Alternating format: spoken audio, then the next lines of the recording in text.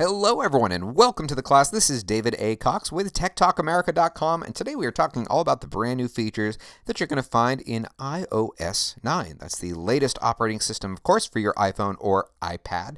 Today I'm going to be demoing this on my iPhone. If you're looking for the iPad version, we have a video on that coming out soon, although I'm waiting for the iPad Pro to be released in order to do that. Now, one of the things I want to mention that I'm going to be doing today that I've started doing more and more lately is I have created a guide for anyone who wishes to follow along. So if you go into the description of this video, if you're on our website, it'll be just beneath where you see the video. If you're on our YouTube channel, it'll be where it says show more. There'll be a little hyperlink to a one-page PDF. You'll find a little guide with shortcuts to everything I'm going to be going over with you today. That's out of the kindness of my heart. If you hit that little thumbs up like button, I consider that a thank you. Also, if you haven't already done so, see that little subscribe button at the top right? Click it. That way you're notified when we come out with new classes and content for your enjoyment. So let's go over the key features right now in iOS 9. Starting with settings. I always like to start in settings because everything's all together. So let's go there. The first feature, which I accidentally just revealed to you now, is that settings, when you swipe down, hey, it's searchable. So if you can't quite remember where something was within settings, just swipe down. You get a little search screen up here. You can tap into that and type, and it'll show you where it is and bring you there as well. That's the first feature I wanted to go over with you. Next one we're going to go over is something that I have to admit, I don't actually know if this is a brand new feature or if it's something that was in the last operating system and I missed it somehow, but it's important enough that I still think it's worth going over. This is really important for anyone who tends to get close to going over in their cellular data every month. Go here into where it says cellular, and depending on how many apps you have in your phone, you're going to need to swipe down a bit. As you can see here, I have just a few. Okay, there we go. Got to the very, very bottom. Check this out here, Wi-Fi Assist. Okay, now what this feature does is if your Wi-Fi connection isn't that great, it's going to try to use cellular data to aid it in order to speed things up. That's great in that it'll make everything more snappy. It's not so great, once again, if you keep running out of data every month. So if you find that that's the case, you may want to consider turning that feature off, as you'll notice I have already done. The next new feature we're going to talk about, technically we're going to be leaving settings here for a moment, is Notification Center. Notification Center is what you get when you take your finger at the very top of the screen and slide down. Now, in the past, it would group all of the apps together, which ironically it looks like it's doing right now. It's actually not. Those are actually, see, it's not completely. But what it's going to do now is it's going to sort them chronologically, thank goodness for that feature, instead of by app. If I go here back into settings, and notifications, you'll see here you do have a way to reverse it to the way that it was, where you can group them by app. Personally, I don't really know any type of person who would benefit from this, but if you want it, hey, it's there. Next feature we're going to talk about, pretty simple, fun one, is as with every new operating system for the iPhone and iPad, we have new wallpapers. Wallpapers! Go into choose a new wallpaper. No new dynamic wallpapers, just still images in this case, which is in some ways not such a bad thing because dynamic wallpapers kind of kill your battery. So here you can go through and see all the new high-def photos they have available for your iPhone's background. Some pretty cool images of some of the planets here, some colored smoke for some reason. Anyways, they're all there. You can check those out. Going back here, some of the other settings you'll find here. Check this out. New battery settings here at the very bottom.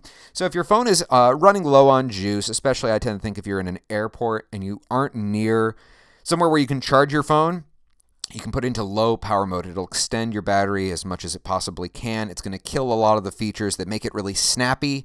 It's going to kill it from fetching mail in the background, some other features that are similar to that. So not a bad idea. If you're running low on juice, just snap it into low power mode just by doing that real quick. You can also, if you want, you can scroll down from here and you can really see what apps are using the most juice. And I'm shocked to see that Facebook is right at the top of the list. That's never the case. That is always the case. Next thing we're going to go over here is camera and photos. Not a really big feature, but worth mentioning nonetheless. Photos and camera, you can choose what frame rate you want your camera to shoot at for video. So here where it says recorded video, you can see in my case, I like a really nice smooth and clear frame rate. Okay, you can shoot it at 60 frames per second at 1080p, 30 frames per second at 1080p, or 30 frames per second at 720p. Blah. There we go. That's that. Let's go back here. Next feature I want to go over with you. Wallet and Apple Pay. You'll notice that it's no longer called Passbook. No, instead now it's called Wallet. So basically what it's going to do now is if you double click the home button when the screen is just on the lock mode, okay, so it's locked out, you haven't swiped yet to unlock it. If you double click the home button, it'll go right into Apple Pay.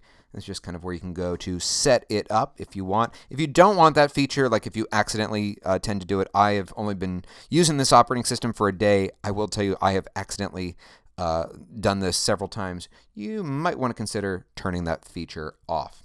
That's about it for settings. So let's get out of that. Let's get into some of the fun stuff. Now I'm going to show you one of my favorite features right off the bat here. If you're on the main home screen and swipe from left to right, you get this. Pretty cool. You get Siri suggestions. Now, this is a feature you're going to find not just here, it is also in a form found in Notification Center, where basically it is using a combination of your location and the time of day to try to figure out what it is you want to search for. It's predictive search. So it's saying, okay, based on the time of day, it thinks I want to go into Facebook or messages or settings, mostly because I've been teaching this all day. But also, you can, with one tap, you can pull up restaurants in your area where you can get coffee, shopping, gas, that kind of thing. And what's really cool is, especially if you get into your car, it's going to respond to that. It knows that you're in the car, so it's going to give you, I'm sure every time you're in the car, gas is probably going to be one of them. You also see some news events here. You can scroll through those. Pretty cool. And you, of course, have your search feature up here. One of the new features in search is deep search. It's so deep. Basically means it can search within apps to find whatever it is you may need. Next is our little friend Siri. Now, I have changed my Siri to a British man because, I don't know, there's something about a British man that, well, I just like the way it sounds, damn it.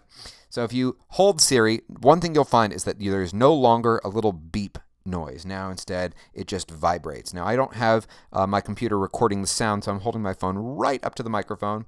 So let's do it. Hello Siri, how are you doing today? Very well, thank you. So one of the things you'll notice is that there's a little bit of a graphical difference at the bottom. Nothing really that important. It's modeled off of the Apple Watch. There are a whole bunch of new Siri commands. And what I'm going to do is in the near future, I'm going to be doing a whole class on every single command that you can give to Siri. And that is definitely one where we will give you a printout so you can follow along with that. Something you can show off to your friends as well. So Siri does have a whole bunch of new things that you can ask it. It, I guess, is what we're calling it now. Anyways, that's also part of iOS 9. Next feature here is something, it's going to be a little bit different based on which device you're on. It's a feature called, as I cover the microphone, Hey Siri, where basically if you say, Hey Siri, while your phone is powered, it will launch Siri. Now that feature is not really new. The new feature here is that if you're on an iPhone 6S or 6S Plus, I can never remember if it's 6 Plus S or 6S Plus. Anyways, whatever. Those two devices can actually do that without it receiving power. I never really got the real reasoning behind it, but that's a new feature. One of the things you do have to do, though, that you never had to in the past, is you do have to train it, and that brings me actually back for a moment, back to settings. To train Hey Siri, you have to go to General, Siri, and you see right here it says allow Hey Siri. When you first enable that, it's going to have you say a few different versions of Hey Siri in order to learn how you speak. It's going to also have you say a few other sentences like, Hey Siri, what's the weather today? Sorry if I sound like I'm speaking weird. It's because it is plugged in right now, so I don't want it to respond at this moment. Going back. Okay, another new feature across the whole iPhone. You'll notice there's a new font, and this is going to be the case on the iPhone, the iPad. Also, you're going to find it in El Capitan when that comes out for the Mac in about a month, I think it is. Anyway, so that feature you'll find as well.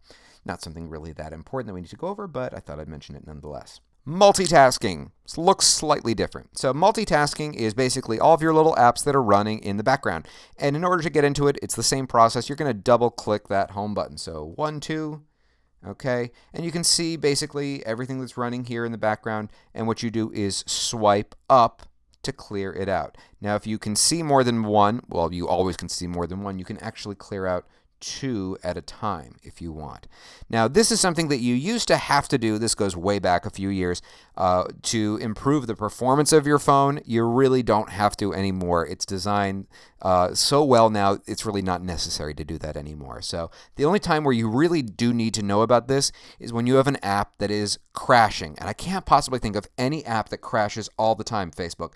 But if you do have one, Facebook, that crashes all the time, what you would do is instead of just hitting the home button, you would double click the home button and then swipe up on whatever app, Facebook, to clear it out from crashing in the background. Then when you go and load it again, it should work correctly. How's that for subtlety?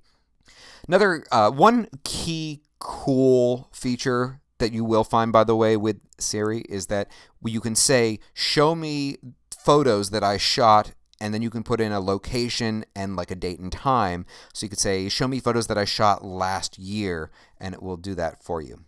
Excuse the pop-up you just saw. So that's a feature that's new. It's kind of cool. I can't really demonstrate it for you right now because I kind of have to wipe all of my data off of my phone in order to teach these classes. Next feature is called Back to App. So let me try to demonstrate this for you as best I can. I'm going to go into an app that we're going to be talking about in a minute, News. Okay, and I'm going to go into just a story, something, doesn't matter what. Okay, all right, so I'll go into whatever article this is, and let's say while I'm reading this article, a notification comes in. Okay, well, I can simulate the same thing right now by actually going into Notification Center.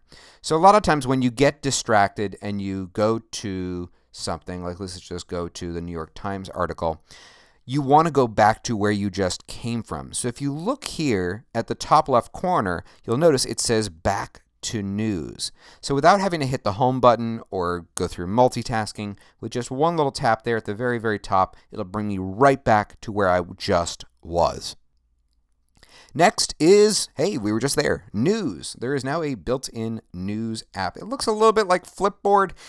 Part of me still likes Flipboard better, but basically what you can do is you can kind of train it to understand what kind of news you like. Shocking that you'd see all tech stuff with me, right? God, I am so not predictable. You can go here into favorites at the bottom. You can choose exactly what kind of topics you want to learn about. You can also hit search here, and you can search for whatever it is you want. So let's say I'm into technology and let's say knitting. K-N-I. Knitting. There you go. So you can add really whatever topic you want. It's going to just create a little magazine for you based on that topic. And in this case, because I'm just searching for it, I haven't actually added this as a favorite. In order to add it as a favorite, I would need to hit that little plus button there at the top right corner. And I'm sorry to disappoint you, but I'm actually not a fan of knitting. The next feature we're talking about is Notes. Notes got a bit of an overhaul, so let's go into that right now. You may see my notes for this class pop up. Oh, good. That's right. Nope, they're not going to because they're not going to. Anyways, let's create a new note. This definitely got a bit of an overhaul here, okay? And in my opinion, for the better. Now, it might initially look the same. You may have caught on the last screen. You can actually add folders now to your notes, but also there's now the ability to draw. So if I hit that little... see that little plus button right there? If I tap on that, I get a whole bunch of extra options here. First one right here is checklists. I get formatting options. I can include photos or clip art, whatever's in my camera roll. And this one right here. Now, this is for if you want to draw.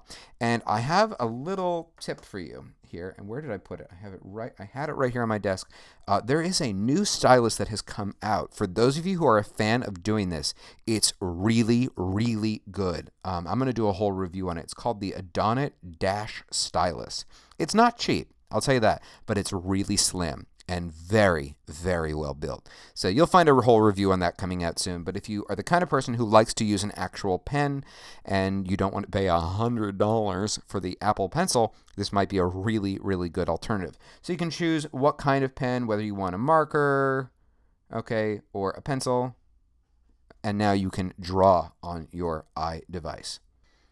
All right, the next feature I'm going to show you is Select All. This is not available in every app. Apple, if you're listening, please make this available for iMessages. It would be a really, really nice feature because right now it's not the case. Now, it may look slightly differently based on what kind of email you use. Now, you're about to see two email addresses of mine that I use for demo purposes only. Don't bother emailing them. I never, ever check them.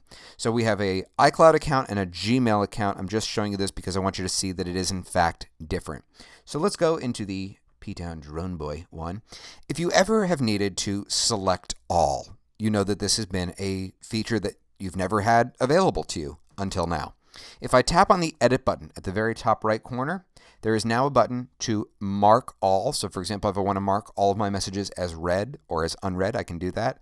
Move all, for example, if you need to move it to a folder, and trash all. The only real difference with that part there is if you were in Gmail and you were to do it, you would notice that it changes it to archive all. They just tend to use different verbiage compared to what iCloud does. So there it is right there. The other feature I want to show you is back here, actually. For those of you who, oops, I undid it before and I forgot to bring it back. VIP. If you are not a fan of the VIP feature here, some people accidentally, I know, turn it on.